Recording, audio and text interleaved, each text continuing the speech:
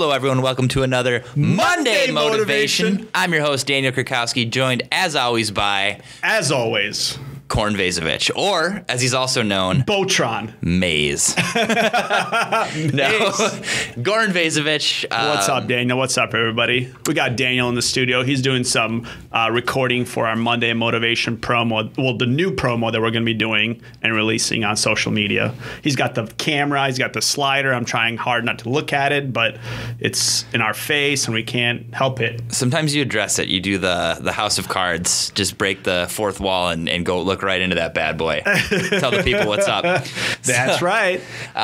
Anyway, so yesterday was Wednesday. We usually do the Monday Motivation on Thursday. And I mean, what time do we get out of here? 8:30, something like that. Yeah, because I went straight to the gym after that. Boom. Just to get some water. I didn't actually work out. I'm just kidding. So, Goran and I got caught up talking for probably 2 hours, something like that. It was a long time. The time flies by when you're having a good convo, I feel like. No question. It was a good convo. I got super motivated. I got fired up. Really? Yeah, I left. I was in a near manic state, just losing my mind on the way back. Yeah, I was calling people on the drive home. Got home, had an hour. Did you call Isaac like, what are you doing? Come on, man, let's go. You got that baby money, man. No, but I called one of my best friends. He's a really successful guy in his own right. Ryan Schroeder? A different successful friend. Okay. Also in his own right. And told him, hey, I love everything that you're doing. We need you at VSM Commercial. What do we got to do to get you involved with VSM Commercial? Right. I'm super excited about it. You seem very excited about a lot of the things that we're doing. Yep. How do we make this happen? Okay. So Saturday, we're going to meet. We're going to talk more about it. I have my fingers crossed. It's going to be a big, big, big deal if we can make it happen, especially to me. But, you know, I was riding the high of you know, we talked about your story a little bit more, and I don't know how much you want to necessarily share, but how did that conversation go, and from your perspective? So we started the conversation because we were brainstorming some of the ways that we could grow VSM Commercial, some of the collateral or material that we're going to create in order to promote the company's strategy and how we share that. But then the conversation went into 17 other, segments, and that's also kind of on the toes of something that's happening internally when it comes to, for example, Isaac, who is an 18-year-old, and he's discovering life pretty much. What were you gonna say? I was gonna say his body. We don't want to get into any time. Micah, cut that out. Right? No. So he's discovering who he is, what he wants to do, where he wants to be, and so many unanswered questions. So you're reaching for anyone that has those answers, which so many of us do all the time. Who is going to provide me that answer that I need in order for me to be successful or for me to feel quote unquote safe? So the conversation went into kind of that direction, but then we also discussed like the different motivating factors and my history and how, kind of the way I am. I feel like I'm a product of the environment that I was brought up in and I grew up in. Right. So it's circumstance, which also led to opportunity, and how it was different than yours, and how those different perspectives interacted together, especially when we had a conversation regarding business and which way to go. Yeah. You said so many things that, I mean, so many people have heard before, but with just like a little bit of context from you. So not from this country. Right. So, and I can give you kind of a little, a small snippet. It's probably a longer of a conversation than a Monday Motivation, but yes. Just the snippet, yeah. Right. So 23 years ago, I came here as a refugee. I was 11 years old, 10 and a half, 11. And it was me and my sister and my mom and my dad. We moved to the United States because there was a war in Bosnia, the country that I'm from. And we basically had to start from zero. My parents and my sister, myself, etc. So my parents didn't know anything or anyone. They didn't know the language. And naturally, as kids, we picked up the language quicker. So we were, thrown into this more of a, not a parental role, but an adult role at an early age where we had to speak on behalf of our parents. And come up with the answers. And come up with the answers and translate the answers, interact with other adults in order to make things happen. So really, I bypassed a lot of the teenage years and went straight from child to adult, which led to numerous circumstances and also gave me a lot of confidence in myself to basically say, hey, you know, I've been doing this for so long. I don't know any other way. I'm going to do it my way. You know, and I have full confidence I can do it because, you know, there's no one that I need to ask for permission from. Yeah, and do you remember what you said about safety and security and kind of how you conceptualize that? There's so many things. Can you tell me what stood out from the conversation? Because sometimes I just ramble on. Yeah, so again, the main point that I got from it was because we went through your background in detail again, it's easier to call to mind the context of what you're trying to say. So it was, you know, families for the most part, a lot of people are like, hey, do this. They want you to go to college. They want you to get good grades, which there's a ton of validity to that. But correct. You know, for the reason of providing security for you. Correct. And you did a lot of things that were not necessarily the most secure route, but it was the thing that was most true to who you were and what you were passionate about. And you had a lot of success because of that, because like, well, I mean, I think, you know, maybe I didn't mention it, but there were a lot of failures that resulted in few successes, which, you know, you'll hear it all the time, is that really you have to have a lot of failures and you get a couple of, you know, success and nuggets, and that kind of propels you up. But the big factor is I understood like failure was just like my life at the time, you know, quote unquote failure. And that's a position or situation that I actually thrive in. I love being, you know, in that place and, you know, behind the 8 ball or, you know, behind in a race and then I'm trying to get back, you know, just to level up with everybody. Right. So that was like my quote unquote comfort zone. And after so many failures, or each and every failure, I was like, okay, that didn't work. Let's move on to next. What's next? So the new thing always motivated me. I was just really, I'd never really stopped to think, oh boy, this, you know, I'll never get anywhere. This won't turn into anything. I need to go and ask for others for advice, because I figure a lot of people around me, especially my immediate family, we were all still struggling, you know, paycheck to paycheck, and just didn't want to have the life that, you know, I was kind of brought up into. I wanted something more. And to do it, you had to keep looking forward and not. If you spend a lot of time looking back, right, you can gain wisdom and context from it. Correct. But if you spend too much time doing it, you're creating inaction. Correct. So one thing that I thought was really funny Spit that you it out. said. I'm not ashamed of anything that I said. If it's okay, you can say it. You can be graphic. Okay. Well, a couple things then. So one thing that really stuck out is something that your dad said to you. Yeah. And you say it. I mean, it's no. I want you. All to right. say it. Okay. So Goran's dad recently reached out to him and was like, "You've done." I go see my my parents and my family. They're everything. They're great people, and I see them every week. So we have these deep conversations once a week, every week.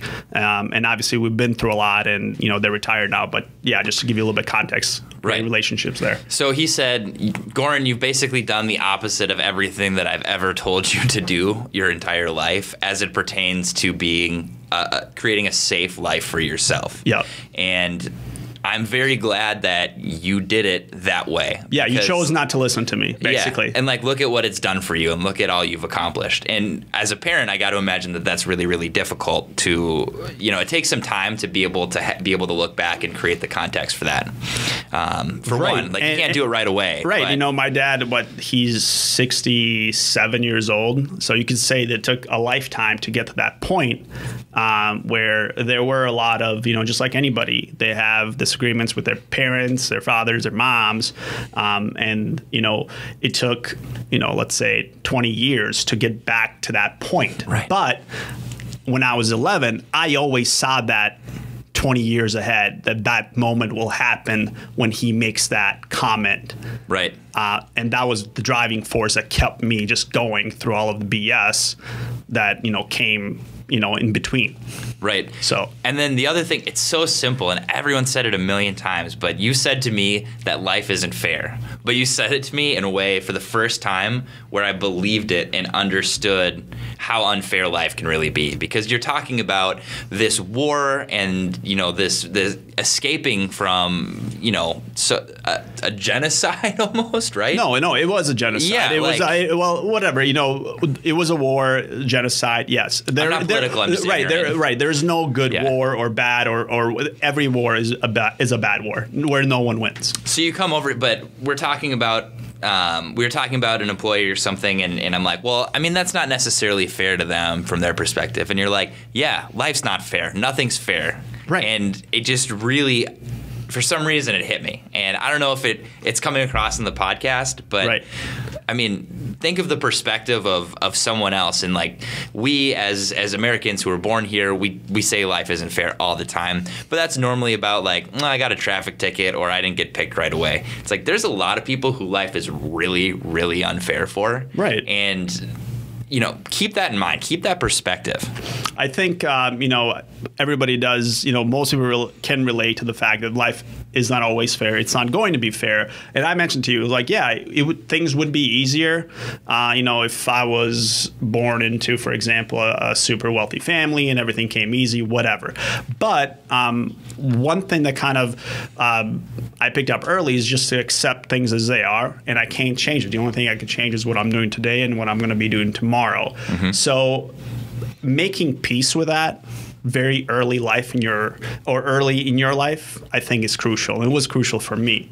It's kind of just like, here are the cards you're dealt, go forward with it and make something happen. And you're like, okay, I accept it, and now I'm going to move forward with it. Right. But so many people, just, decide to dwell over the shoulda, woulda, couldas. Blame circumstance. Circumstance, or, sometimes, and, this happened to me multiple times where I always felt like I had to do more to get to the same point as most of my peers, whether it be school, whether it be whatever, I always felt like I had to do more just to get to the same level, not even to go up. Yeah. And sometimes I was resentful, but for the most part, I kind of took that resentment and I said, you know what, screw it. I'm just going to have to overwork. Right. Well, and I think there's a lesson to be learned there, and we tend to politicize this a lot and make it there's opposition between the right and the left on. Right. Pull yourself up by your bootstraps versus do you get some assistance? And I think no matter what, there's not a problem with trying to level the playing field and give everyone the same opportunity. Right. But no matter what, you can affect your situation right now, and you can affect it by doing exactly what you did, which is these are the cards that I've been dealt. And just accept it. Maybe it's terrible. Maybe it sucks. Maybe you're not being treated fairly by society, by some institution, by whatever the case is. But that's no reason to completely give up and absolutely do nothing. Like you can still create and build something for yourself. And if it gets better for everybody else along the way, great. If it takes more time, great. Like whatever it is, that's just the way it's going to be. But you still have the power to affect the change in your own immediate sphere. Right, and I think a lot of people, going back to kind of the fair, not fair, and why do I need to work, harder just to get to the same plateau, and how some entity or government institution or somebody should level the playing field. But that's just the thing. Is just like the playing field, quote unquote, will never be level. Right. And you can kind of, hem and haw about that, or you can just accept it. It was like, hey, and just move on. Yeah. It's not that big of a deal, because a lot of times, everyone is at a different point in their lives, and you're never going to be, there's always going to be somebody that's less unfortunate, or somebody that has to work, twice as hard as you do just to get to the point where you're at, just like you're doing you're racing against somebody else that's ahead of you that seems to be getting it a little bit easier. Yeah. I think accepting it and is going to be your number one, decision that you need to make in order to propel yourself to the next level. And then also know the reason why you're doing something or you want to do something. Mm-hmm. So the drive to want to, have a great job, to have a great career, to have a great business, whatever that is, it just has to be a part of like your DNA. Right.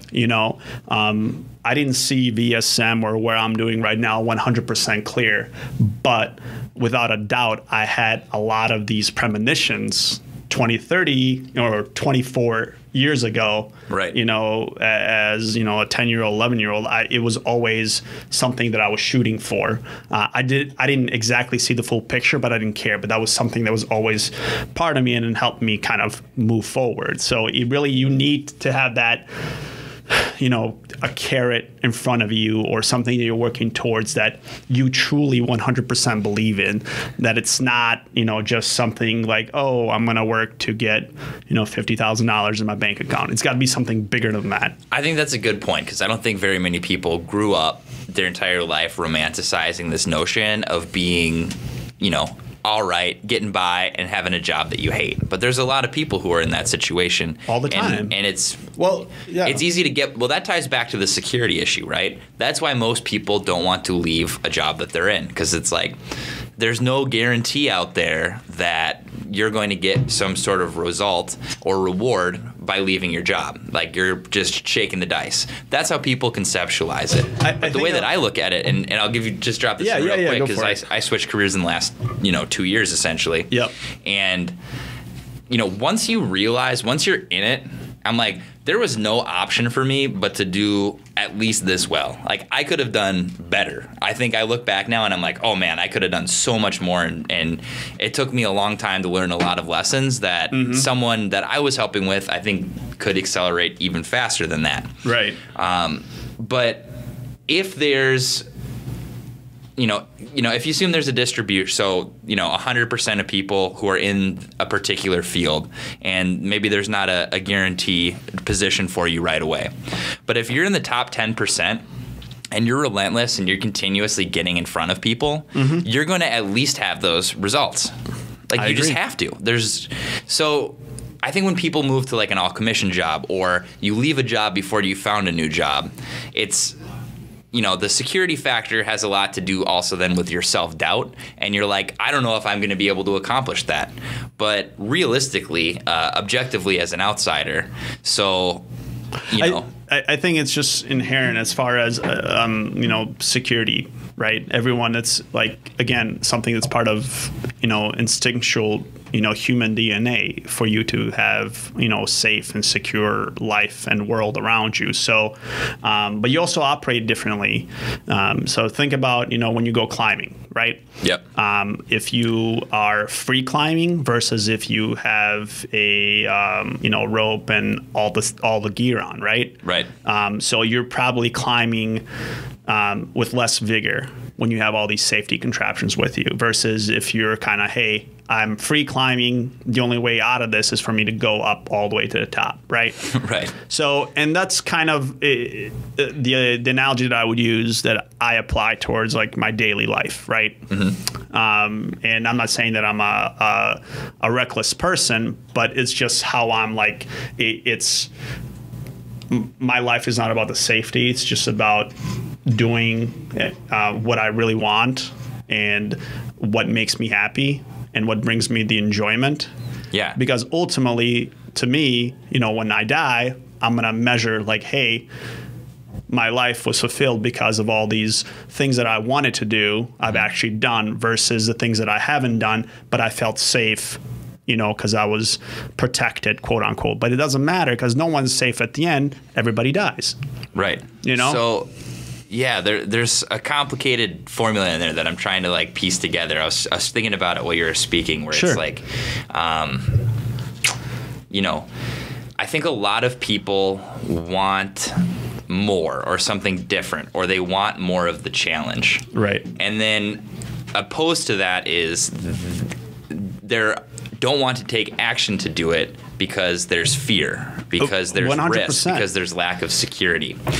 But those who take those risks, just like any skill, get much, much, much better at them, right? So like there are people who are free climbers, to go back to rock climbing, who climb routes that people couldn't even climb with ropes like 30 years ago, and they're just going by themselves. Right. And you make it to the top or you're dead. Right. They know that if they get tired, they slip at any moment in time. It's just or a rock breaks. It's not even something you can control. Right. And that happens all the time. So, but taking it back to how I was trying to piece this together is you have people who want more, and then they're confronting this fear about it at the same time.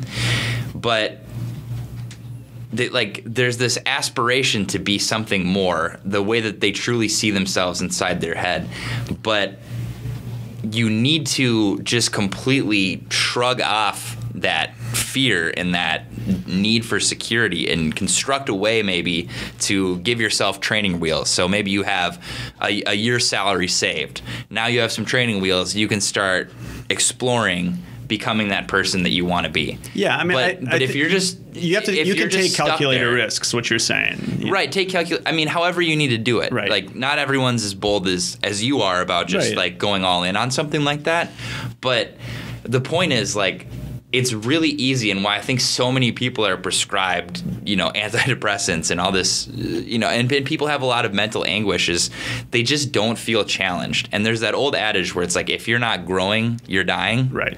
So I think a lot of people just feel like they're dying, and the fear and the pattern is what's preventing them from allowing themselves to continue to grow. Right. I think that's kind of the $1 million question, if you will, and what a lot of, gurus or a lot of seminars, self-help books is really just someone that's gone through it, and now you're trying to prescribe or transcribe it in a book. When somebody reads it, okay, now I'm completely free of my fear, right? Right. And to me, that's a very hard, an uphill battle, because it's kind of, if somebody's an alcoholic, no matter what you say to them, they're never going to stop drinking unless they really truly decide to do it themselves. And it really goes the same way for people that have fear. No matter what I say, I can tell you my story and how this has happened, but there's a difference between them hearing my story and actually living that story with me, right, and my life. Because if I didn't hear the story from somebody, I actually lived through it, and the circumstances gave me the ability to kind of operate on this level. So it has to do with us. To me, it has to do with the surroundings that you were brought up in, that would then develop whatever direction you want to go into. But I'm not saying go into a war zone, be poor or be an immigrant, this or that. What you can do is exactly what so many people are doing at VSM and all my friends and families. You surround yourself with like-minded people. Right. We talked about evaluating kind of your circle, 5 closest people, etc. People that you want to emulate or be with. And I think that's a very easy and safe way to do something, because if you're around people that you want to be like, it's going to be much easier for you to say, hey, I'm living the lifestyle that they're talking about. Right. Now I have the tools to do it and spread it on my own. Right. And when you think about fear and you think about achievement and people who are perhaps trapped in the world of I'm dissatisfied with X, and they really know they should be doing something about it and then don't. I think there's different obligations that exist too, and different. So some people, not to necessarily take it back to something so simple, but like if you have very, very little talent, which unfortunately, there's people who exist who have very little talent. I have very little talent. Stop. No, well, but that's just the thing. I play to my strengths, and I try to be real with what those are, and then I'm just trying to accentuate and make those better. I'm talking more about people who couldn't even have a conversation but similar to this, where the idea of looking inward is just beyond their capability, because there's people who just exist based and it's kind of a stimulus response to most things in the world. So, not feeling super fulfilled in that existence is one thing, but I think there's also a lot of people who are really, really smart and really talented who are doing the same thing, and they're caught up with overanalyzing their situation, and that I think is the biggest waste. And I think that there is an obligation, if you have the capability to do a lot, to try and do some more at least, and try and get yourself to that point where you are fulfilled, because you have the skills and the talent and the intellect to be able to realize that in the world. Right. And kind of a simple exercise that you can do it right now, Isaac, if you want. If I ask you to go on your tippy toes, go ahead, Isaac, do it. And listeners, if you're doing it, you go on your tippy toes. Okay. Now go a little bit more. Go a little bit more. You can see that you're naturally going more and more and more. So there's always that room for that. Wouldn't have worked on me because I'm a ballroom dancer. I would have immediately been all the way up. But I take your point. Right. So there's always room. I think what most people don't do what you just said. They don't go to the max 100%. Right. I tell you to do something, you're like, okay, I'm there. I did the bare minimum to get to this point. And what we're talking about is, okay, that's just a starting point, the bare minimum. Now it's time to reach further, which is kind of breaking away from what you thought your norm was. And I think that you and I see this similarly, and we can end on this, but it's something we've addressed in the past, and I think my frustration with myself always stems from, and I think this is maybe Gary Vee. I'm not sure. No, but the biggest disappointment when you can become frustrated at yourself is when there's a disparity between your achievement and your potential. And the bigger that gap is, I think the more we actually understand that exists. How many people are like, oh, I'm so much smarter than my boss. Right. And it's like, well, then achieve and be in that position. Right. So, the closer you can get to that, the better. 100% agree, my friend. All right. Well, we'll sign it off. One last thing. Quick update. Yep. The cat saga. Yes. So quick 30-second what happened. Cat update. All right. So the cat did not have an owner. No one wants to claim that. Beautiful, beautiful boy. So last week we discussed a stray cat that found its way to Daniel's duplex. It asserted itself into my house, correct? Right, and you became kind of emotionally involved along with your girlfriend, but then you decided to give it up for adoption. Well, we had to let the owner have a chance to claim it, and we were going to let it run its course. We're just going to scoop it up right away. We love the cat. We're getting the cat. Woo, I knew it. We're just sacrificing couches. I was like, you're about to get a cat. There's no way that you're going to not get the cat. Yeah. So the cat. What's his? We don't have it yet. We got to wait for tomorrow. That's the 7-day period where we can go in and actually, legally adopt it. So you don't have a name? Does Maggie have a name? We're gonna name him Per Invasovich. No, name to be determined. All right, stay tuned, guys. All right, thanks.